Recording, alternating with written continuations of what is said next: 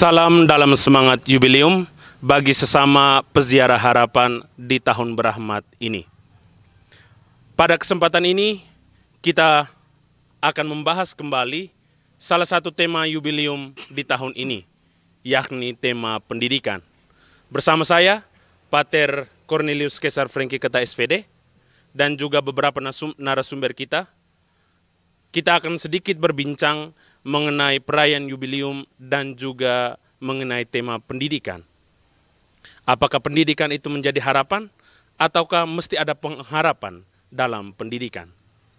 Sebelum kita membahas lebih lanjut, saya memberi kesempatan kepada narasumber untuk memperkenalkan diri. Kita mulai dari yang paling muda.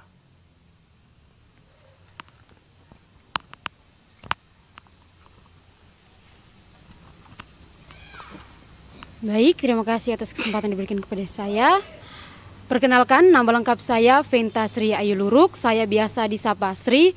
Saya berasal dari sekolah SMK Nawacita Mego dan sekarang saya berada di kelas 11. Sekian dan terima kasih.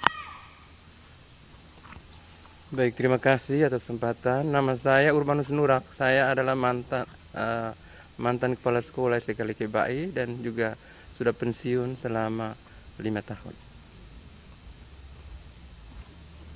Selamat sore untuk kita semua. Perkenalkan, nama saya Maria Ursula Lepe, biasa dipanggil Ibu Mary. Saya seorang guru di daerah terpencil atau yang lebih dikenal dengan daerah 3T. Saat ini saya mengajar di SD Impres Detu Kopi. Sekian. Baik, selamat sore semua. Perkenalkan, saya Ibu Maria Teresia Merustin, biasa dipanggil Ibu Rustin, mengajar di SDK Lekebai. Sekarang kurang 3 tahun lagi pensiun. Perkenalkan, nama lengkap saya Paskalis Leonardus, selaku Ketua PGRI Kecamatan Mego dan juga menjabat sebagai Kepala SMK Nawacita Mego. Selamat sore semua, jumpa lagi. Tidak asing untuk saya sebagai Ketua Panitia Penyelenggaraan Yubileum untuk zona wilayah Barat Keuskupan Maumere. Nama saya Dionysius Mite. Sebentar kita akan ulas berbagai hal soal persiapan ini. Saya kira itu, Pater, saya kembalikan. Terima kasih untuk setiap narasumber yang sudah memperkenalkan diri. Sebelum kita berbincang lebih banyak mengenai pendidikan, apalagi pendidikan di wilayah Kecamatan Mego dan sekitarnya, saya kira kita mesti terlebih dahulu mengetahui kira-kira persiapan seperti apa dan perayaan model mana yang akan dibuat oleh panitia di Kecamatan Mego ini secara khusus di paroki Lekebai ini dalam rangka memeriahkan dan memaknai yubileum pendidikan di bulan ini. Saya berikan kesempatan ini kepada Ketua Panitia. Oke, Pater, terima kasih. Kita di edisi Mei kali ini kita akan merayakan yubileum secara khusus untuk dunia pendidikan. Dengan tema besar yubileum pendidikan ini adalah mewujudkan pendidikan yang bermutu untuk semua. Maka kita sejauh ini sudah melakukan persiapan-persiapan untuk perayaan ini. Di kepanitiaan sendiri kami sudah melakukan berbagai persiapan seperti pertemuan-pertemuan dan upaya koordinasi dengan berbagai pihak agar perayaan ini bisa diikuti oleh semua tokoh pendidikan. Dari mulai para guru, siswa, bahkan sampai dengan pensiunan-pensiunan guru dan tokoh pendidikan. Jadi memang perayaan kali ini, Pater, kita akan mencoba menghadirkan semua stakeholder yang bergerak dalam bidang pendidikan. Untuk rangkaian acaranya saya kira tidak terlalu jauh berbeda dari perayaan-perayaan yubileum sebelumnya, di mana kita sudah melewati beberapa edisi yubileum di bulan-bulan kemarin. Nah, kebetulan secara khusus bulan ini kita mengangkat tema pendidikan sesuai dengan agenda yubileum keuskupan. Maka panitia sudah melakukan persiapan-persiapan kerja-kerja untuk menyukseskan acara ini. Saya kira itu. Oke, terima kasih untuk Ketua Panitia untuk gambaran dan sedikit penjelasan mengenai kegiatan dan perayaan yang akan dilaksanakan pada tanggal 9 Mei nanti. Mungkin kita perlu mengingat kembali tema yang diangkat di bulan pendidikan ini adalah peziarah harapan, mewujudkan pendidikan yang bermutu untuk semua. Saya kira tema ini sangat menarik dan mungkin salah satu dari narasumber bisa menjawab pertanyaan ini. Untuk semua, kira-kira kata semua itu mau ditujukan kepada siapa?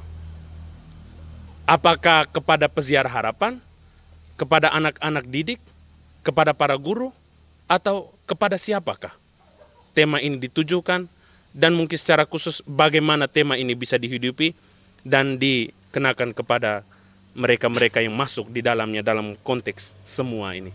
Mungkin kesempatan pertama saya berikan kepada Bapak Pascal. Baik, terima kasih. Sesuai dengan tema Jubileum Peziarah Pengharapan pada tahun ini, sama halnya dengan tema Hari Pendidikan Nasional tahun ini, partisipasi semesta mewujudkan pendidikan yang berkualitas. Tentu sesuai dengan amanat Undang-Undang Dasar serta Undang-Undang Nomor 20 Tahun 2003 tentang Sistem Pendidikan Nasional. Pendidikan merupakan suatu keharusan dan kewajiban yang mesti dimiliki oleh setiap individu. Untuk itu melalui Ziarah Pengharapan tahun ini dengan mengangkat tema berkaitan dengan mutu pendidikan, tentu peran untuk peningkatan mutu pendidikan adalah peran seluruh aspek masyarakat, ya. Baik negara, baik organisasi maupun gereja, serta seluruh stakeholder masyarakat yang ada.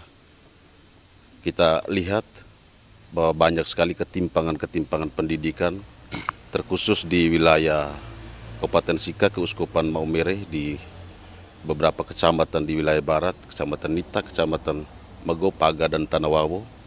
Ketimpangan pendidikan ini antara lain akses pelayanan terhadap sarana-prasarana yang belum memadai, antara lain karena mungkin kondisi geografis dan juga aspek-aspek topografi lainnya yang mempersulit dalam rangka penyamarataan mutu kualitas pendidikan di wilayah kita. Sehingga dengan perayaan Ziarah Pengharapan tahun ini untuk dunia pendidikan, harapan kami bahwa gereja juga turut mengambil bagian dalam implementasi mutu pendidikan, terkhusus pada pendidikan karakter. Pendidikan yang berkarakter bisa disamaartikan dengan bagaimana pendidikan yang bermutu sebagaimana dengan tema yang diangkat pada bulan ini. Kira-kira mungkin saya bisa tanyakan kepada perwakilan dari guru-guru yang sudah mengemban tugas sebagai pendidik di wilayah Mego ini dan sekitarnya. Kira-kira pendidikan yang bermutu yang sudah dialami dan juga sudah dijalankan oleh guru-guru secara umum di Kecamatan Mego dan sekitarnya itu seperti apa? Apa yang sudah dilakukan, apa yang sudah dibuat, dan mungkin Ibu Guru bisa menggambarkan mungkin hasilnya seperti apa yang mungkin sudah tampak, yang bisa dilihat selama ini. Mungkin kepada Ibu Mary atau Ibu Rustin bisa memberikan gambaran singkatnya. Baik, terima kasih kesempatan yang diberikan kepada saya. Kami sebagai guru, apalagi masih di desa, kami berusaha mengajarkan karakter anak-anak, yaitu tentang kedisiplinan. Tapi kadang-kadang sulit karena latar belakang dari anak-anak ini kebanyakan orang tua yang tidak seperti anak kota. Mereka banyak diasuh oleh nenek karena orang tuanya banyak yang merantau. Jadi kami pengajar di desa Kecamatan Mego ini agak rasanya tidak sama dengan kota. Tidak semudah dengan kota kita beritahu anak ikut. Jadi kami sebagai guru harus berusaha dan banyak sabar. Karakter yang kami berikan yaitu dengan mengajarkan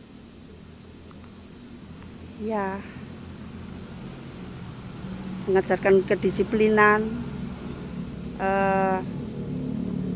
patuh ke agama, tetapi tidak semudah seperti membalik telapak tangan karena tidak ada dukungan dari orang tua. Tipis sekali dukungan dari orang tua. Terlebih zaman sekarang itu masa juang anak itu tipis sekali. Kalau ada kasih tugas tidak seperti kita dulu takut dengan guru, tapi sekarang dengan guru itu seperti tidak ada rasa takut. Iya. Itu yang kami alami sebagai guru di Kecamatan Mego ini. Terima kasih untuk Ibu Rustin. Mungkin Ibu Mary mau menambahkan? Baik, mungkin ini tentang karakter anak didik saya di daerah khusus. Untuk karakter sendiri, menurut saya tidak terlalu sulit karena bagi saya anak-anak di daerah terpencil itu sangat menghormati orang yang lebih tua, terutama guru dan orang tua. Mereka mungkin untuk kita didik sikap saja, tapi tidak terlalu yang monoton karena mereka itu pertama menghormati. Saya bisa memberikan contoh ketika para guru sekalipun yang bukan mengajar di daerah situ, yang lewat saja, itu mungkin kita punya mulut akan capek sendiri karena sepanjang jalan itu diberi salam. Jadi menurut saya untuk karakter anak-anak daerah khusus itu saya bisa acungkan jempol. Mungkin itu saja. Ternyata ada sedikit perbedaan bagaimana kualitas untuk anak-anak di wilayah pedalaman dan mungkin dengan anak-anak yang berada di desa atau di Kecamatan Mego ini. Hal ini menjadi menarik. Mungkin Bapak Urbanus, kira-kira selain sebagai pensiunan guru, Bapak juga sebagai tokoh, sebagai orang tua yang sudah lama mengemban di dunia pendidikan. Dan saya kira Bapak juga cukup mengenal konteks wilayah kita di sini. Mungkin bagaimana Bapak bisa menggambarkan model pendidikan yang dahulu dengan model pendidikan yang sekarang. Kira-kira mana yang lebih bermutu? Apakah model pendidikan yang lampau ataukah model pendidikan yang saat ini yang lebih berpusat pada pendidikan karakter anak? Baik, terima kasih. Kalau pertanyaan model mana yang paling bermutu, saya lebih memilih model dulu, Pak Romo. Karena alasan saya bahwa dahulu itu dengan fasilitas yang sangat terbatas, tetapi sudah bisa menghasilkan generasi-generasi penerus bangsa yang cukup bermutu. Ini kita lihat saja alumni atau tamatan-tamatan dari dahulu dengan sekarang itu sangat berbeda. Kita melihat kalau tamatan S1 dahulu dengan sekarang itu sangat berbeda. Kalau S1 dahulu itu orang bisa omong di depan umum, pokoknya lebih gesit dan kita lihatnya lebih mampu daripada yang sekarang. Karena yang sekarang itu kelihatan lebih mencapai target. Jadi asal saja saya S1 atau S2, tapi kalau disuruh berdiri di depan untuk berbicara di hadapan umum belum tentu mampu. Itu kalau kita bandingkan pendidikan yang dahulu dengan sekarang. Maka saya lebih memilih bahwa pendidikan dulu lebih bermutu. Mungkin sementara itu saja. Terima kasih Bapak Urbanus untuk jawabannya. Tetapi kesulitannya adalah bagaimana atau mungkin tidaklah mungkin kita mengembalikan model pendidikan yang zaman dahulu ke zaman sekarang. Tentu kita butuh upgrade atau mungkin perbaikan dan perubahan yang semestinya dibuat. Nah, sekarang pertanyaan berikutnya adalah bagaimana kira-kira gambaran umum pendidikan yang sudah dijalankan di wilayah Kecamatan Mego dan sekitarnya untuk wilayah barat ini. Konteks pendidikan macam mana, tantangan dan kesulitan yang mungkin dialami secara umum di tingkat-tingkat pendidikan yang berada di wilayah Kecamatan Mego dan secara umum wilayah barat dari Kabupaten Sika ini. Mungkin kesempatan ini saya berikan kepada Bapak Pascal. Baik, dalam konteks peningkatan mutu pendidikan, hal-hal yang masih menjadi suatu kendala di wilayah barat, di Kecamatan Mego, Pagatan, Wawo, tentu yang pertama adalah mutu guru. Mutu guru ini masih sangat kurang karena belum didukung dengan proses sertifikasi guru yang memadai, sehingga belum bisa menghasilkan guru-guru yang berkualitas sesuai dengan tuntutan. Sehingga ini menjadi satu poin penting bahwa ke depan harapan kita di wilayah ini ada peningkatan mutu guru yang signifikan dengan adanya proses sertifikasi guru yang banyak, sehingga bisa menghasilkan guru-guru yang berkualitas, dan tentu dengan sendirinya mutu pendidikan akan diperbaiki dengan sendirinya. Selanjutnya adalah sarana dan prasarana pendukung. Sarana dan prasarana ini tentu hal yang mutlak yang harus dimiliki oleh setiap lembaga pendidikan. Kita lihat bahwa di wilayah ini tentu yang paling menjadi hambatan adalah topografi atau kondisi di setiap kecamatan memiliki kondisi geografis yang berbeda, sehingga ini yang menjadi faktor penghambat dalam peningkatan sarana dan prasarana, sehingga hampir setiap sekolah ada ketimpangan sarana dan prasarana yang dimiliki masing-masing lembaga pendidikan. Tentu karena minimnya sarana dan prasarana yang memadai, hal ini tentu akan menghambat peningkatan atau penyamarataan mutu pendidikan di setiap satuan pendidikan. Jadi ini yang menjadi hambatan. Terima kasih banyak Bapak Pascal. Mengenai tantangan-tantangan dan kesulitan ini, kira-kira sebagai objek pendidikan, bagaimana adik Sri sebagai yang dididik atau juga mewakili anak-anak didik siswa-siswi yang sedang menempuh pendidikan, dan adik sudah menjalani dari tahap sekolah dasar, sekolah menengah sampai di sekolah menengah atas saat ini, kira-kira tantangan yang disebutkan tadi, mulai dari keberadaan guru, pengajarnya, dan juga sarana prasarana, apakah itu juga dialami oleh adik selama adik menempuh pendidikan dari sekolah dasar sampai dengan saat ini? Atau mungkin masih ada tantangan-tantangan lain yang dialami oleh, tidak hanya oleh adik, mungkin juga adik bisa menggambarkan dan mewakili dari adik-adik yang lain, di mana saja mereka bersekolah secara khusus di wilayah kita ini. Baik, terima kasih atas kesempatan yang diberikan. Kalau untuk tantangan, seperti yang sudah Kepala Sekolah sampaikan tadi, memang betul terkait dengan mutu guru, di mana waktu SD saya bukanlah murid yang pintar, saya murid-murid yang terbelakang. Jadi ketika di sekolah mengadakan lomba atau mengadakan apapun, kegiatan apapun, mereka tidak meminta saya ataupun beberapa teman saya. Mereka lebih memilih untuk memilih murid-murid yang berprestasi. Jadi itu saya rasa berpengaruh untuk saya sendiri. Ketika saya masuk SMP, dipilih untuk melakukan sesuatu, saya kaget dan saya heran. Saya bilang, aduh, saya dari SD tidak pernah dipilih untuk melakukan sesuatu. Tapi kenapa tiba-tiba di sini saya disuruh untuk melakukan sesuatu, dan itu mempengaruhi mental saya. Dan yang selanjutnya adalah mengenai sarana.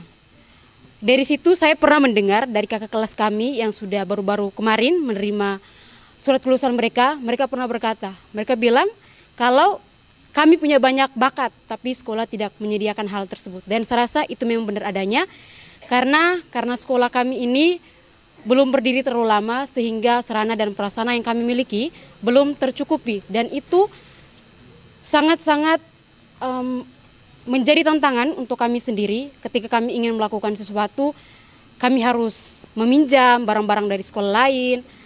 Bahkan kami harus, guru-guru harus mengeluarkan uang pribadinya untuk membiayai kegiatan-kegiatan yang akan kami lakukan di sekolah. Kemudian untuk tantangan dari saya sendiri sebagai seorang murid, ketika disuruh melakukan sesuatu yang harus melibatkan orang-orang kota, kami dari anak-anak desa akan merasakan gugup. Kami merasa seperti, aduh, kami bisa tidak bersaing dengan anak-anak dari kota. Tapi setelah sudah berhadapan dengan anak-anak dari kota, saya berpikir lagi, oh ternyata kualitas kami anak-anak desa dengan orang-orang kota sama, tidak ada beda. Yang membedakan hanya memang sekolah mereka lebih besar dan berada di kota, sedangkan kami berada di desa dan terpencil. Mungkin itu saja dari saya, sekian dan terima kasih. Terima kasih untuk jawaban yang berkualitas ini. Saya kira kita perlu memberi apresiasi dan tepuk tangan yang meriah untuk adik kita ini.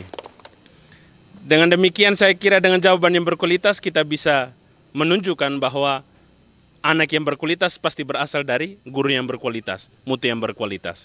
Nah, hal ini menjadi menarik. Kira-kira standar apa yang menentukan bahwa seorang itu guru itu berkualitas? Standar mana atau model mana yang diambil untuk menentukan apakah guru ini berkualitas, apakah guru ini berkompeten, apakah guru ini bermutu? Sebab tujuan pendidikan adalah kita harus menciptakan anak yang berkualitas juga, anak yang bermutu. Nah, kira-kira standar mana yang ditetapkan untuk menentukan bahwa guru ini berkualitas, guru ini bermutu? Pertanyaan ini pertama saya berikan kepada mungkin Ibu Rustin. Sahabat-sahabat peziarah pengharapan, mungkin di antara kalian ada yang bertanya, kenapa situasi sudah berbeda? Latar belakang menjadi aneh, tiba-tiba lokasinya sudah berpindah. Saya kira ini juga sepadan dengan pendidikan kita saat ini. Perlu langkah-langkah perubahan, perlu ada kemajuan dan peningkatan untuk benar-benar menghasilkan siswa yang bermutu dan juga pendidik yang bermutu. Untuk itu, pertanyaan kembali ditujukan kepada Ibu Rustin dan juga mungkin kepada Ibu Mary untuk menambahkan, kira-kira standar apa yang ditetapkan baik dari pemerintah ataupun mungkin secara pribadi yang menunjukkan bahwa guru ini berkualitas, guru ini bermutu. Standar macam mana atau kira-kira ada model apa, kriteria macam mana yang mungkin sudah ditentukan untuk menunjukkan atau menentukan bahwa guru ini bermutu dan berkualitas. Kesempatan pertama saya berikan kepada Ibu Rustin. Baik, baik, terima kasih. Untuk melihat mutu dari pendidikan, untuk pertama-tama itu lihat standar kelulusan dari anak yang kami didik. Kalau kita mau baik, itu berarti pendidiknya juga harus bermutu. Untuk mutu para pendidik, yaitu satu harus sekarang punya sertifikat dengan mengikuti PPG. Kemudian guru juga harus mengikuti zaman yang dulunya tidak tahu IT, mau tidak mau harus belajar. Kemudian kalau ada webinar kita mengikuti. Jadi dengan majunya zaman, kita guru juga harus mengikuti sehingga kita bisa memajukan anak didik kita. Sehingga hasil juga supaya dapat menghasilkan yang baik dan yang bermutu. Karena zaman itu berbeda. Kalau yang dulu kita tidak tahu apa-apa, supaya tahu apa-apa kita mengikuti zaman dengan mengikuti webinar. Kemudian kita harus mempunyai sertifikat dan mempunyai ijazah sertifikasi. Mungkin Ibu Mary mungkin bisa menambahkan. Baik, saya menambahkan pendapat dari Ibu Rustin. Yang pertama itu standar kelulusan. Khususnya saya beri contoh seperti guru wali kelas 6, supaya murid-muridnya itu bisa lulus, maka segala usaha dia bisa lakukan agar menunjukkan bahwa guru itu mampu. Yang kedua, untuk kegiatan webinar, guru tidak hanya ikut sambil lalu untuk kegiatan seperti itu, tapi setelah mengikuti kegiatan dia harus mentransfer ilmunya, mempraktekannya. Kemudian yang ketiga, guru bukan hanya memberikan materi, tetapi juga dapat memodifikasi suatu pembelajaran itu sehingga peserta didiknya itu menikmati. benar-benar menikmati, hasilnya pun pasti akan bagus. Dan mengembangkan bakat yang dimiliki oleh peserta didik. Mungkin itu saja tambahan dari saya. Oke, terima kasih untuk kedua ibu yang sudah menjawab. Nah, kalau kita sedikit mengingat pertanyaan dan jawaban dari narasumber, dari Bapak Urbanus mengatakan tadi bahwa dia lebih memilih model pendidikan zaman dahulu. Dan dikatakan itu lebih bermutu dan lebih berkualitas. Nah, kira-kira bagaimana pendapat Bapak dan mungkin pengamatan Bapak?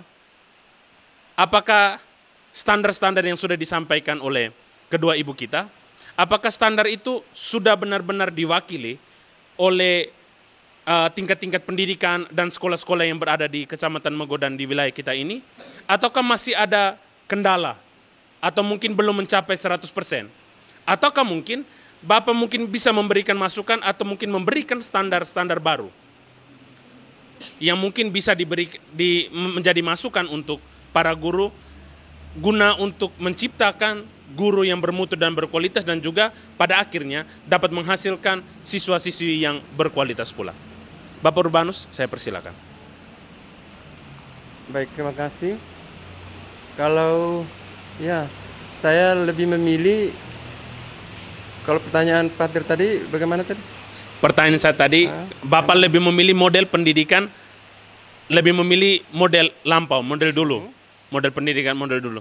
Tetapi dengan mendengar jawaban dari kedua ibu kita yang menjawab kriteria-kriteria atau standar-standar tertentu yang menunjukkan bahwa pendidikan atau model guru ini berkualitas, siswa ini berkualitas, misalnya dengan tingkat kelulusan, lalu dengan pengalaman guru, webinar dan lain sebagainya. Kira-kira menurut Bapak, adakah standar lain yang harus dipenuhi oleh seorang guru? Karena Bapak tadi sedikit berbeda pendapat dengan model pendidikan yang sekarang sedang dijalankan. Kira-kira mungkin menurut pandangan Bapak dan pengamatan Bapak sebagai tokoh pendidik juga, apakah ada masukan-masukan atau mungkin standar-standar lain yang mesti dihidupi, dipegang oleh guru-guru sekarang? Kira-kira itu Bapak. Baik. Kalau mengenai model pendidikan itu saya menyarankan supaya perpaduan antara cara lama dengan cara yang baru. Iya, itu kalau model pendidikan. Karena terus terang kalau dulu itu guru memukul murid tidak ada masalah. Di ujung rotan itu ada emas. Tetapi kalau sekarang ini guru di ujung rotan memukul guru ada bui. Di ujung rotan itu ada rutan. Bui. Ada rutan. Jadi menurut saya sebaiknya perpaduan antara dua cara ini. Sewaktu kita boleh menggunakan rotan, sesuatu kita tidak boleh menggunakan. Nah, itu mengenai model pendidikan. Lalu kalau mengenai harapan atau mungkin ada standar lain. Kira-kira kriteria model mana yang kriteria model lain? Ya, menurut saya kalau sekarang ini sudah mulai dengan tes online itu, itu betul-betul memilih guru yang betul-betul berkompetensi. Jadi kalau sekarang itu ada yang dengan kata mereka ini ada orang dalam, orang apa. Sebenarnya tidak. Dengan cara ini sebenarnya kita mau melihat betul-betul guru itu berkompetensi atau pegawai ini berkompetensi atau tidak. Jadi menurut saya model yang terbaru itu dengan tes online itu mungkin juga salah satu, bukan berarti ya salah satunya. Oke, terima kasih Bapak Urbanus. Memadukan dua model dulu dan model sekarang. Tidak lama kita masuk FYP ini Bapak. Model pendidikan FYP. Saya kira mungkin sekarang kita coba beralih kepada adik Sri yang mewakili anak didik. Tadi Bapak Urbanus mengatakan bahwa kita perlu memadukan dua model. Sebab di ujung rotan ada emas, kalau sekarang di ujung rotan ada rutan. Bukan itu pertanyaannya. Nah, dari pandangan adik Sri sebagai anak didik, sebagai siswa. Nah, tadi sudah disebutkan standar-standar. Mulai dari tingkat kelulusan, lalu dari model gurunya, pendidikan gurunya, standar-standar itu. Nah, kira-kira selama sepengalaman adik yang sudah menempuh pendidikan sampai ke tingkat sekolah menengah atas ini, kira-kira adik sudah menemukan model guru yang berkualitas dan bermutu itu, guru seperti apa? Yang pendapat pribadi adik bahwa adik mengatakan, oh ini guru berkualitas, ini guru bermutu. Kira-kira gambaran model mana? Model seperti apa guru yang berkualitas dari pendapat adik sendiri? Baik, kalau dari saya sendiri, saya memiliki 2 gambaran. Waktu SD, kami diajar oleh guru kami dengan sangat-sangat keras. Setiap kali kami belajar, kami akan dihadiahkan dengan kayu bambu. Tetapi pukulan itu tidak sewaktu-waktu karena beliau membenci kami. Tapi beliau ingin mengajarkan kepada kami mengenai hal-hal yang belum kami ketahui. Dan dari apa yang sudah beliau lakukan kepada kami, itu berdampak baik kepada saya. Ketika sudah sampai di jenjang yang lebih tinggi, bertemu dengan orang-orang yang lebih keras dari beliau, saya merasa bahwa saya sudah pernah menghadapi orang-orang yang seperti ini, dan saya rasa saya bisa untuk melewati yang ini lagi. Lalu yang kedua,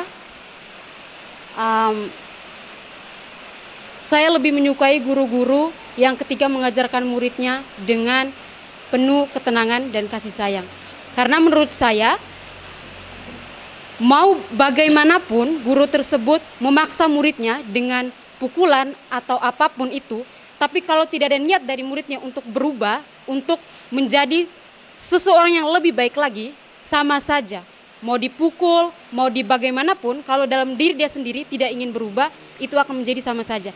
Tapi ketika guru tersebut memberikan penjelasan atau pengetahuan kepada dia dengan cara yang lemah lembut, mungkin tidak sewaktu-waktu akan membuat dia langsung berubah. Tapi setidaknya dia akan merasakan, oh ternyata saya juga disayang. Dan saya ingin memiliki sedikit rasa untuk berubah.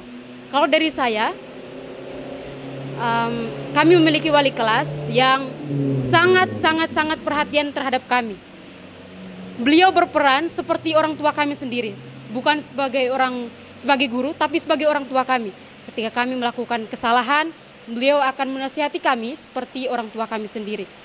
Dan ketika beliau menasihati itu, beliau tidak, kamu harus begini, tapi beliau panggil, kamu bagaimana, kenapa bisa buat begini, kenapa begitu. Dan saya rasa itu benar-benar berpengaruh terhadap kami. Dan menurut saya, guru yang berkualitas adalah guru yang mampu menghimpun dan memanggil dan menggabungkan semua murid tanpa memandang murid ini pintar, murid ini bodoh, murid ini tidak lebih mampu dari teman yang sebelahnya. Ia mampu memanggil semuanya dan menuntun semuanya hingga menjadi murid-murid yang berkualitas. Mungkin itu saja dari saya. Sekian dan terima kasih. Terima kasih adik Sri. Kedengarannya seperti curahan hati. Harapan dan impian adik untuk menemukan guru model itu. Mungkin saya bisa mengambil sedikit kesimpulan bahwa seorang guru yang berkualitas itu tidak hanya berkualitas secara akademis, bahwa dia memiliki sertifikat dan lain sebagainya, tetapi dia juga mesti memiliki soft skill tertentu, sebagaimana yang sudah digambarkan oleh adik Sri tadi. Saya kira perbincangan kita ini akan lebih menarik lagi. Mungkin Bapak Paskalis bisa entah secara jujur atau sepengamatan pribadi, apakah benar standar-standar yang disampaikan oleh kedua ibu kita dan juga mungkin tambahan dari adik Sri itu sudah benar melekat dalam diri pendidik guru-guru kita yang berada di wilayah kita ini? Baik, terima kasih. Tentu untuk standar ini dalam proses penerapan membutuhkan waktu serta daya dan upaya. Ya. Apalagi proses perubahan proses pendidikan ini ya sangat signifikan antara yang lampau dengan yang sekarang. Antara lain ya, kalau dulu ada istilah bahwa di ujung rotan ada emas ya, sekarang di ujung rotan ada rutan ya. Artinya apa? Bahwa negara telah menjamin hak asasi manusia ya. Terlebih hak-hak anak. Ini benar-benar terlindungi sehingga ada kebijakan tentang sekolah ramah anak, ada kebijakan tentang penanggulangan tindakan kekerasan dan di lingkungan sekolah, ya. Tentu hal ini yang harus siap untuk disikapi oleh seluruh dewan pendidik dan kependidikan atau seluruh guru di masing-masing sekolah, ya. Tentu tidak mudah, tetapi ini adalah penerapan model pendidikan masa sekarang yang mana bahwa seluruh peserta didik, ya, memiliki hak untuk mengikuti pendidikan dengan nyaman, dengan baik, tanpa ada intimidasi, tanpa ada tindakan kekerasan terhadap seluruh peserta didik, ya. Jadi negara wajib melalui guru-guru wajib menghormati setiap hak dari peserta didik, ya. Terima kasih Bapak Paskalis. Pendidikan yang memperhatikan hak asasi anak. Oke. Mungkin dari tadi kita hanya memberikan satu pertanyaan ke Bapak Doni sebagai ketua panitia. Tetapi di situasi ini saya kira kehadiran Bapak Doni di tempat ini juga bisa mewakili orang tua muda yang memperhatikan dan memprioritaskan pendidikan anak-anak mereka. Nah, pertanyaan ini saya tujukan ke Bapak Doni sebagai orang tua yang memiliki anak dan memprioritaskan pendidikan anak. Dengan berbagai jawaban-jawaban yang tadi sudah dijabarkan oleh beberapa guru dan juga adik Sri sebagai siswa, kira-kira apa harapan Bapak sebagai orang tua untuk memprioritaskan pertama-tama pendidikan anak? Sebagai orang tua, apa harapan Bapak kepada setidaknya juga memberikan gambaran kepada semua orang tua yang berada di wilayah kita untuk pertama-tama memprioritaskan pendidikan anak? Kira-kira mungkin Bapak Doni bisa memberikan sedikit gambaran dan mungkin masukan supaya orang tua yang menonton podcast kita ini bisa sedikit berubah seperti kita, berpindah tempat, berpindah pola pikir mereka supaya bisa memprioritaskan pendidikan anak-anak mereka. Baik, terima kasih. Ini sebagai orang tua, ya. Ya. Jadi saya pikir kita sepakat bahwa semua orang tua tentunya pasti menginginkan yang terbaik buat anak. Apalagi soal pendidikan. Nah, bicara soal orang-orang tua muda hari ini seperti saya dan beberapa teman lain yang memiliki anak yang masih di usia SMA, SMP atau tingkatan SD, kami pikir pendidikan dasar itu adalah sesuatu yang memang harus didapat oleh anak-anak dari sisi kualitas dan karakter. Nah, model pendidikan hari ini yang menekankan lebih banyak kepada pendidikan karakter, saya pikir kita sepakat bersama bahwa semua orang tua pasti menginginkan karakter yang baik untuk anak-anaknya. Hanya persoalan hari ini yang terjadi di lingkungan keluarga sendiri, itu memang cukup variasi tantangan. Tidak semua orang tua pasti merasakan situasi dan kondisi yang sama dalam proses pendidikan anaknya. Saya kira itu semua berbeda-beda dari berbagai bidang kehidupan, dari persoalan-persoalan lain, itu menjadi tantangan tersendiri. Tapi memang dasar pendidikan utama adalah di keluarga. Ketika keluarga menerapkan sesuatu yang baik untuk anak-anak, saya yakin akan terbawa kepada lingkungan sekolah dan kepada kehidupannya selanjutnya. Nah, sebagai orang tua tentunya kita pasti menginginkan anak-anak itu yang terbaik. Dimulai dari dia tingkat dasar, lanjutan, bahkan sampai pendidikan tinggi nanti. Nah, yang kami lihat sendiri model pendekatan pendidikan hari ini, saya kira memang sepakat sesuai dengan jawaban-jawaban beberapa narasumber yang barusan kita dengar. Memang kita butuh waktu dan kita butuh perubahan-perubahan yang menuju ke arah yang lebih baik. Model lama ataukah model baru yang mau dipakai bersamaan pun, saya kira tujuan akhirnya adalah bagaimana meningkatkan kualitas pendidikan itu sendiri. Hanya sekarang tinggal kita mengemasnya secara baik, anak-anak terbangun dengan baik karakter dan keilmuannya, sehingga mampu menghasilkan generasi-generasi yang baik ke depannya. Saya kira itu saja mimpi kami orang tua yang kebetulan saya sendiri secara pribadi anak saat ini sudah beranjak di tingkat sekolah menengah atas dan yang satunya masih SD.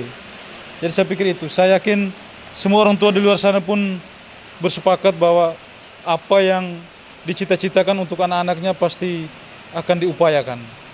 Saya kira itu. Oke.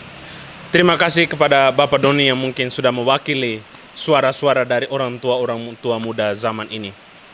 Tetapi perlu kita ingat bahwa pendidikan itu tidak hanya berjalan di lembaga pendidikan mulai dari SD sampai perguruan tinggi, tetapi juga ada lembaga informal, yakni keluarga. Setuju ya? Ya. Dan kalau kita mungkin bertolak ke belakang, kemarin Bapak Uskup kita sudah mengeluarkan seruannya bahwa keluarga itu mesti menjadi komunitas pembelajar, di mana orang tua juga harus mengambil bagian dan peran serta mereka dalam meningkatkan mutu pendidikan anak. Tidak hanya bahwa mereka harus menyekolahkan anak mereka, tidak, tetapi mengambil bagian dalam proses pendidikan anak. Sebab untuk mencapai ujung emas di satu batang rotan, ada proses yang harus dijalankan. Dan saya kira yang hadir di sini juga selain saya dan Sri juga mewakili orang tua. Ya. Nah, ini pertanyaan bebas yang mungkin juga bisa dijawab oleh narasumber siapa saja. Bapak Uskup kita sedikit memberi perhatiannya atas krisis yang sudah dialami oleh keluarga-keluarga di Kuskupan kita ini. Bahwa beliau melihat bahwa orang tua semacam kehilangan kesadaran dan tanggung jawab mereka akan pendidikan anak-anak. Seolah-olah tanggung jawab itu dilimpahkan kepada para guru, kepada sekolah di mana anak mereka disekolahkan. Mereka melupakan tanggung jawab mereka bahwa pendidikan dasar yang mesti diterima anak itu juga menjadi tanggung jawab pertama dan utama oleh kedua orang tua. Nah, sekarang bagaimana Bapak Ibu sebagai pendidik yang bekerja dan memberikan pelayanan di lembaga sekolah melihat keprihatinan Bapak Uskup kita dalam surat gembalanya kemarin, apakah benar bahwa realitas ini terjadi di tengah keluarga-keluarga kita di wilayah ini? Mungkin pertanyaan ini bebas, kepada narasumber yang mau menjawab bisa langsung menjawab. Baik, terima kasih. Tentu terkait dengan tema jubileum pendidikan tahun ini, ya, ini merupakan angin segar bagi dunia pendidikan. Tentu di sini melalui tema ini mau menyampaikan kepada seluruh bahwa tanggung jawab pendidikan itu bukan hanya ditunjukkan pada lembaga pendidikan melalui Bapak Ibu guru, tetapi bahwa tanggung jawab pendidikan itu adalah untuk kita semua, baik masyarakat dalam konteks keluarga, baik negara hadir melalui pemerintahan maupun gereja melalui keuskupan. Ya. Sehingga melalui tema tahun ini tentu lembaga pendidikan, Bapak Ibu guru, kami mengajak kita semua stakeholder yang ada untuk sama-sama bergandengan tangan, sama-sama berpartisipasi untuk dapat meningkatkan mutu pendidikan terkhusus di Keuskupan Maumere. Ya. Tentu tidak gampang. Sekarang yang menjadi sebuah tantangan, ya, kita kembali pada seperti yang disampaikan Bapak Urbanus bahwa menghendaki pendidikan masa lampau yang terkesan bahwa anak-anak menjadi penurut. Ya. Tentu ini sudah terjawab dengan kebijakan Menteri Pendidikan, ya, bahwa pendidikan karakter ini adalah pondasi dasar untuk perubahan pada setiap peserta didik, ya, setiap siswa untuk bisa adanya perubahan pada mutu serta kualitas pendidikan. Mungkin ini dari saya, mungkin ada yang menambah. Baik, terima kasih. Untuk saya, pendidikan nomor satu itu bukan hanya nilai, bukan angka. Tapi pendidikan yang nomor satu adalah sikap. Dan sikap itu diperoleh dari keluarga. Percuma kalau nilainya tinggi, bagus, tapi sikapnya buruk. Itu nanti besarnya atau di masyarakat akan tidak diterima. Jadi nomor satu, setuju dengan Bapak Uskup, pendidikan pertama adalah dari keluarga. Tapi ya kadang-kadang di sini juga keluarga benar yang dikatakan itu sekarang keluarga itu tipis peranannya. Karena hampir banyak semua. Sekarang anak kecil menangis dikasih HP. Mau tidur nina bobokan dengan HP. Tidak ada komunikasi antara orang tua dengan murid, orang tua dengan anak. Kalau dulu kan dongeng. Nah, sekarang dengan barang canggih dikasih HP. Anak menangis supaya diam HP. Nah, mau tidur nina bobokan laku buka HP. Itu juga benar yang dikatakan Bapak Uskup, tanggung jawab orang tua minim sebagai orang tua. Dan itu nanti pengaruh ke pendidikan selanjutnya. Oke. Itu dari saya. Terima kasih untuk Bapak dan Ibu. Kira-kira apakah situasi ini juga dialami di wilayah terpencil? Apakah keluarga-keluarga di wilayah terpencil, anak-anak di sana juga mengalami krisis yang sama? Apakah benar anak-anak di sana juga kehilangan perhatian dari orang tua terkait dengan pendidikan mereka? Bagaimana mungkin Ibu Mary bisa sedikit menggambarkan hal ini? Ya, baik. Ini pengalaman di daerah terpencil ya. Hampir sebagian siswa di STD Tukopi orang tuanya mungkin 50% itu merantau. Jadi anak itu tinggal dengan opa, oma, kakek, neneknya. Kami setiap kali pertemuan itu selalu memberikan masukan untuk wali murid bahwa anak ini bukan hanya belajar di sekolah, tetapi yang paling utama dan pertama tuh ada di lingkungan keluarga. Mungkin karena juga yang kedua itu kendala tidak ada jaringan, tidak ada listrik. Jadi kalau malam itu mungkin ketika saya pernah bertanya kepada salah satu murid, biasanya tidurnya jam berapa? Ada yang menjawab jam 8, Ibu, kenapa tidur cepat sekali? Ibu, gelap gulita. Jadi kami jam 8 begitu kami sudah tidur. Karena saya bilang, oh belajar tidak, palingan sore Bu, tapi sesekali. Karena orang tua tidak ada, tinggal dengan nenek, sepanjang hari kakek neneknya ada di kebun. Karena hampir ya 100% lah penduduk di sana itu petani. Pergi pagi, pulang sore, kadang petang. Nah, mungkin itu saja. Oke, terima kasih untuk jawaban Ibu Mary. Berarti krisis ini benar-benar dialami oleh anak-anak kita di wilayah ini dan juga mungkin di wilayah-wilayah lain. Sebagai seorang anak, Adik Sri mungkin bisa mewakili. Apakah benar krisis ini juga dialami oleh anak-anak dan kira-kira langkah apa yang mesti diambil? Kalau memang benar pendidikan yang semestinya berjalan dari keluarga yang menjadi dasar pertama dalam dunia pendidikan, tetapi agen pendidikan dalam keluarga itu lebih memilih untuk mengutamakan perekonomian mereka dengan memilih untuk merantau dan akhirnya anak dititipkan kepada opa dan oma.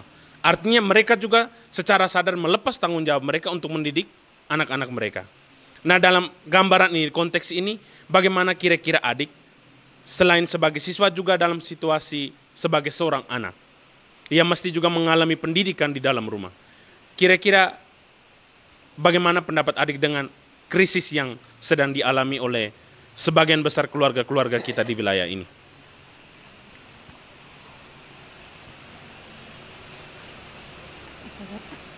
Baik, kalau menurut saya kurang tahu bagaimana cara menanggapi ini. Karena jujur, saya dulu juga ditinggalkan bersama nenek saya yang sekarang sudah meninggal. Tapi beliau benar-benar bertanggung jawab mengajari saya siang dan malam bagaimana cara menghargai orang, bagaimana cara belajar yang efektif dan baik. Jadi untuk menanggapi ini, saya cukup bingung bagaimana cara langkah selanjutnya untuk diambil. Karena saya sendiri tidak mengalami hal tersebut. Ya.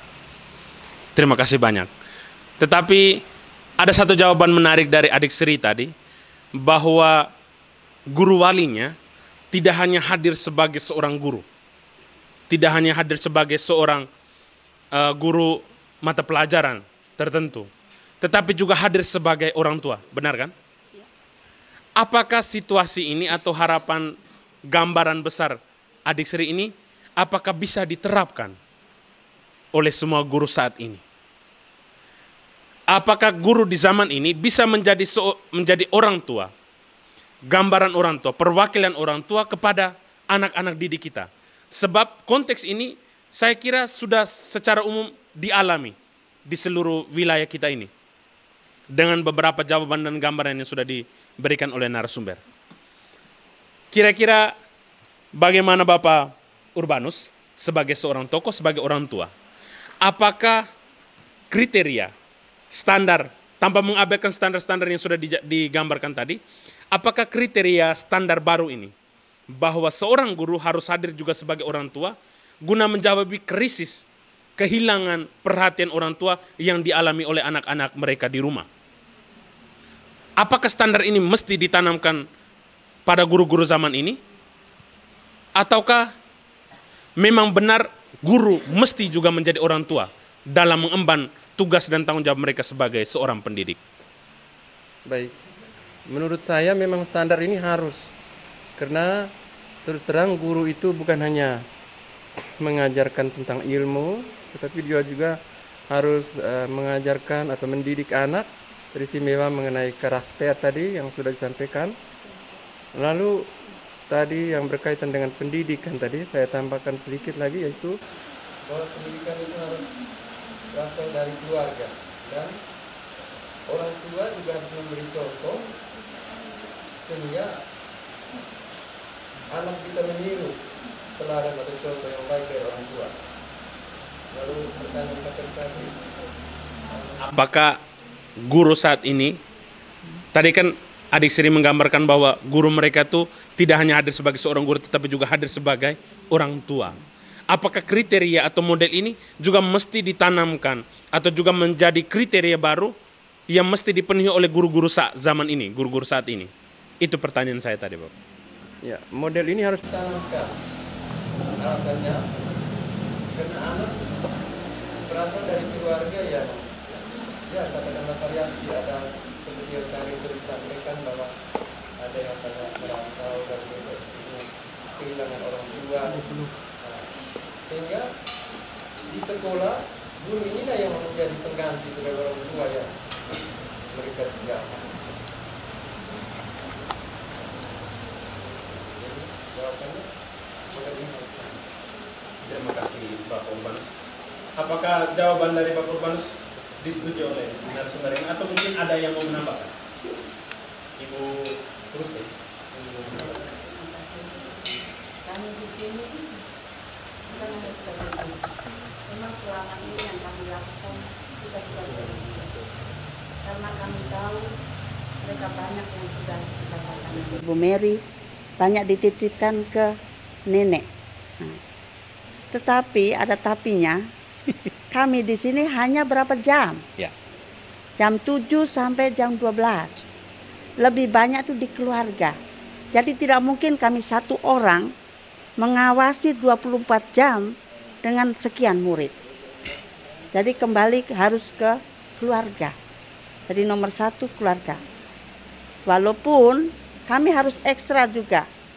Harus yang kurang perhatian itu kami harus tanya. Kadang-kadang kami juga pacar, kami juga ada kunjungan ke rumah. Kalau anaknya ini sudah banyak bolos, kurang perhatian, itu sudah kami sebagai guru di sini juga sudah kami lakukan seperti orang tua. Demikian. Terima kasih banyak Ibu Rustin. Saya kira jawaban Ibu Rustin juga mungkin sudah mewakili guru-guru yang lain yang juga memiliki tujuan dan harapan yang sama, bahwa selain pendidikan yang bermutu, kita juga harus berjuang, apalagi di wilayah kita ini dengan satu persoalan dan krisis yang sudah kita gambarkan tadi. Nah, terkait dengan krisis dan persoalan ini, berarti kita sudah menemukan, saya kira mungkin satu persoalan yang mesti kita jawabi bersama-sama dalam proses kita ke depan, proses kita selanjutnya. Nah, kira-kira harapan seperti apa? Atau apa yang mungkin mau dicapai? Baik dari sisi sebagai seorang pendidik, atau juga bagaimana Bapak Ibu, mungkin adik Sri juga bisa melihat itu dari sisi anak didik. Dalam konteks dunia pendidikan, dua hal ini tidak bisa berlari sendiri. Pendidik dan anak didik semua berjalan bersama. Dan demikian kita mesti mencapai tujuan yang sama, harapan yang sama. Tetapi sebagai misalkan Bapak Paskalis, Mama atau Ibu Rustin, Ibu Mary, Bapak Urbanus, Ade Sri, tentu memiliki harapan-harapan yang berbeda terkait dengan tumbuh kembang dan keberlanjutan pendidikan kita dengan bertolak dari persoalan atau krisis yang sudah kita sebutkan tadi. Kira-kira harapan Bapak Ibu seperti apa? Mungkin bisa dijawab secara bergilir. Baik, harapan dari saya berkaitan dengan terkait dengan tema jubileum kita tahun ini. Yang pertama tentu harapan pada negara. Negara wajib hadir dalam rangka memenuhi hak-hak dasar dalam dunia pendidikan, yaitu hak untuk mendapatkan pendidikan dengan segala daya dan upaya. Yang pertama adalah peningkatan kompetensi guru melalui sertifikasi yang memadai di setiap wilayah, dan juga peningkatan sarana dan prasarana sehingga tidak ada ketimpangan antara wilayah berkaitan dengan proses pendidikan dalam rangka untuk mencapai mutu pendidikan. Yang kedua tentu harapan pada gereja. Ya. Kami berharap gereja bisa mengambil peran di setiap ruang kelas, ya, untuk bagaimana kita sama-sama membimbing seluruh siswa-siswi kita sesuai dengan harapan gereja, yaitu nilai-nilai kekatolikan. Ya. Sehingga ini dengan sendirinya pasti menjadi suatu pola untuk pembentukan karakter-karakter anak-anak, terutama anak-anak gereja yang baik sesuai dengan apa yang mereka yakini dan mereka iman. Ya. Mungkin itu adalah harapan dari saya. Terima kasih. Kalau saya mempunyai harapan sederhana saja. Anak didik saya menjadi manusia yang berguna untuk nusa dan bangsa dan gereja. Amin. Harapan saya menumbuhkan kembali kolaborasi kerjasama yang erat antara orang tua dengan dunia pendidikan, terutama para guru, supaya lebih meningkatkan lagi semangat belajar anak. Menyinggung kolaborasi tadi, saya mau mengatakan bahwa pendidikan itu bisa berhasil kalau ada kerjasama antara guru, orang tua, pemerintah, dan masyarakat. Jadi kalau tanpa kerjasama, berarti pendidikan itu mungkin belum berhasil. Oleh karena itu, kita menghimbau, mengharapkan supaya untuk kedepannya itu kita selalu bekerja sama dengan guru, teristimewa kepada guru. Karena saya melihat akhir-akhir ini kalau ada persoalan sedikit tentang anak di sekolah, ya anak itu pergi melapor di orang tuanya, sementara orang tua ini belum tahu duduk persoalannya bagaimana, datang ke sekolah mulai marah-marah guru. Tapi ini yang sebenarnya suatu kejadian yang sebenarnya untuk kedepannya tidak boleh terjadi. Baik, harapan saya tidak banyak. Harapan saya hanya semoga kedepannya semakin banyak guru yang mau menjadi orang tua kedua bagi kami, karena seperti yang sudah dikatakan tadi, sekarang banyak anak-anak yang dititipkan kepada opa omanya sehingga mereka tidak mendapatkan kasih sayang yang cukup. Memang kami tidak selamanya menuntut untuk guru harus mengasihi kami selama 24 jam, tapi setidaknya mereka bisa memberikan sedikitnya perhatian kepada kami sehingga kami bisa merasa, oh ternyata masih ada yang sayang dengan kami. Dan untuk untuk teman-temanku sekalian, ingat, guru pukul kita itu bukan karena mereka tidak suka dengan kita atau tidak mau karena kita kamu ini nakal, kamu ini jelek atau apalah, tapi mereka pukul kita supaya kita bisa menjadi manusia yang lebih baik dan agar kita dapat bertumbuh menjadi pribadi yang lebih baik. Sehingga saya harapkan ke depannya muncul rasa saling pengertian dan saling menghargai. Guru menghargai siswanya, siswa menghargai guru, dan kita semua saling menghargai. Mungkin itu saja dari saya, sekian dan terima kasih. Saya kira kita sudah mendengar bersama harapan-harapan dari para pendidik, para guru, dan juga anak didik.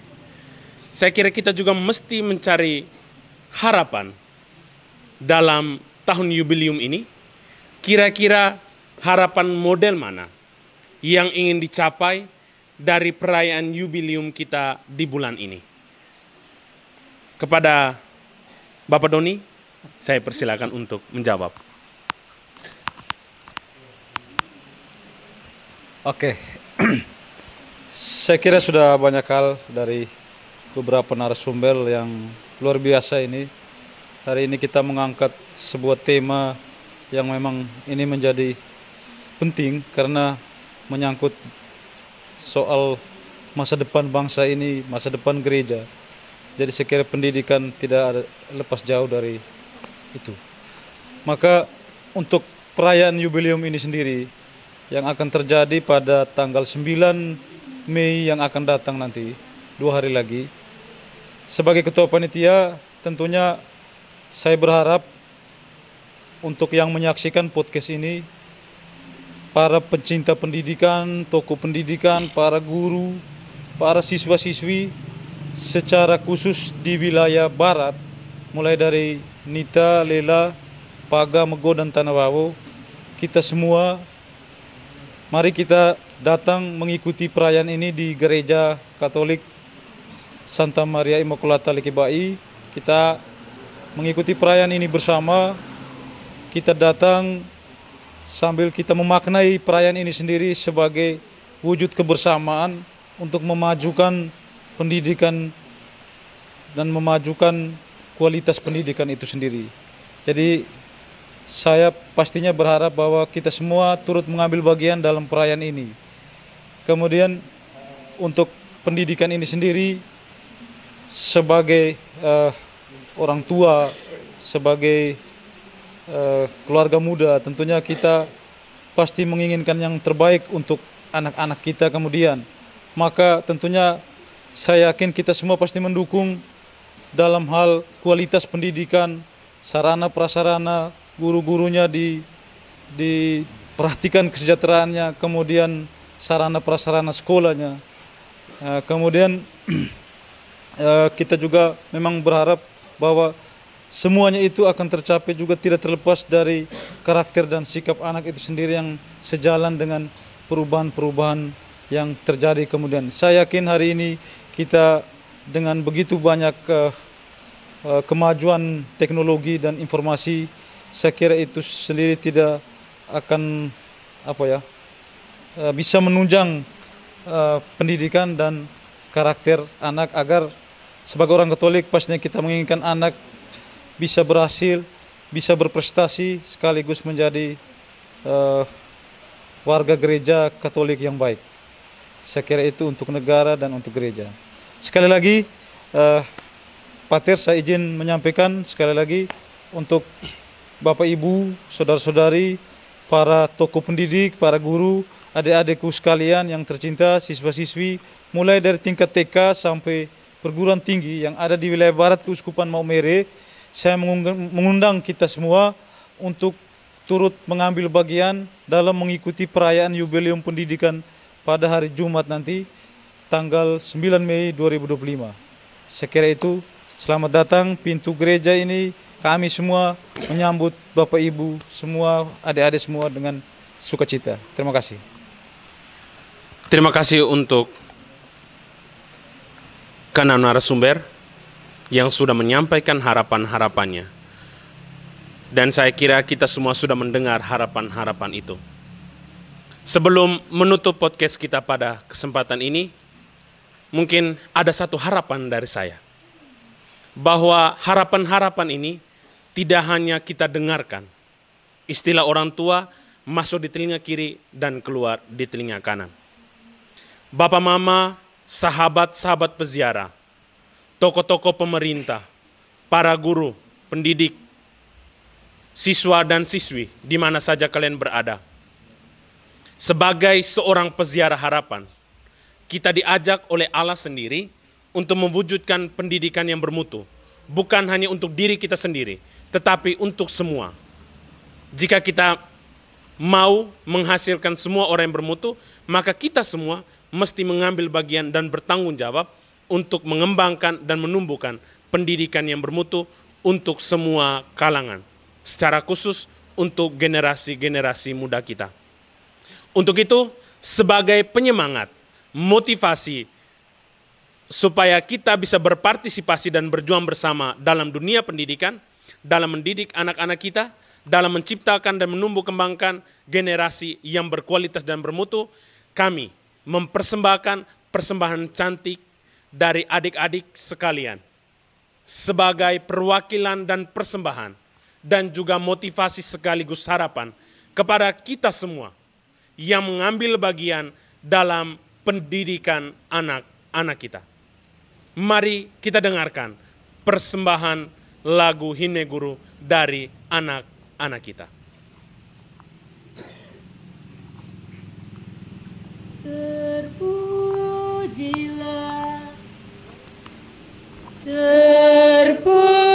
Terpujilah wahai engkau Ibu Bapa Guru, namamu akan selalu hidup dalam sanubariku. Semua baktimu akan kuukir di dalam hatiku sebagai prestasi terima kasihku untuk pengabdianmu. Engkau sebagai pelita dalam kegelapan,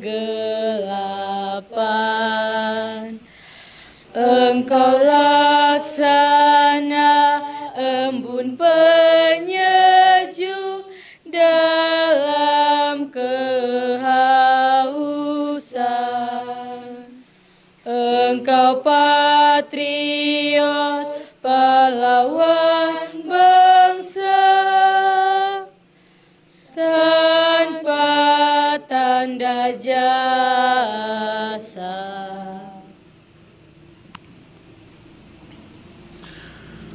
Untuk menutup podcast kita pada kesempatan ini, saya mengajak kita semua yang hadir pada kesempatan ini untuk bersama-sama menyerukan tema Yubileum Pendidikan kita di bulan ini. Peziarah Harapan mewujudkan pendidikan yang bermutu untuk semua. Dah.